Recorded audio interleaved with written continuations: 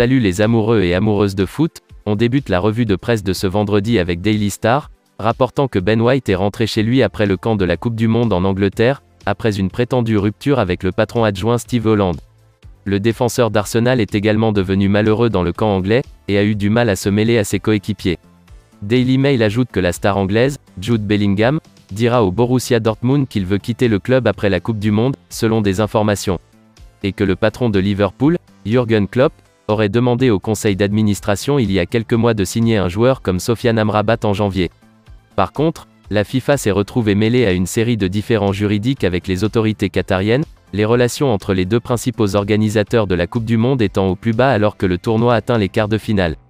La Juventus sera de nouveau accueillie dans le giron des clubs d'élite européens, après son rôle de premier plan dans la Super Ligue européenne rebelle lors d'une réunion du conseil d'administration de l'Association des clubs européens à Doha vendredi. Tandis que l'ancien assistant de Manchester United, René Meulensteen, a félicité l'entraîneur portugais, Fernando Santos, pour la façon dont il a géré Cristiano Ronaldo lors de la Coupe du Monde. La menace d'Harry Maguire sur coup de pied arrêté fait de lui l'homme que la France doit élaborer un plan pour arrêter, selon le quotidien français L'Équipe.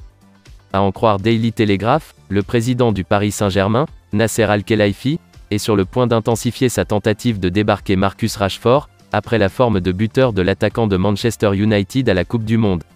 Le prodige de Manchester United, Alejandro Garnacho, serait aligné pour un transfert du Real Madrid, évoque The Sun.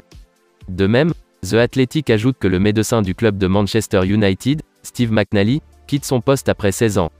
Les propriétaires chinois de Wolverhampton Wanderers recherchent un nouvel investisseur dans le club, mais insistent sur le fait qu'ils n'accepteront aucune offre de rachat malgré les pressions financières sur leur activité principale, fait savoir The Times.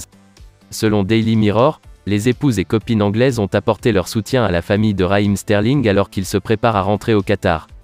D'après Daily Record, le Celtic pourrait encore une fois renforcer ses rangs de milieu de terrain avec le milieu de terrain de Ferencváros, Aïssa Laidouni, la dernière star à être liée à un transfert vers les leaders de la premiership écossaise. Barry Ferguson a accusé les chefs de recrutement des Rangers d'avoir bâclé un accord de sous-sol pour son propre neveu, et de ne pas le signer à l'avenir.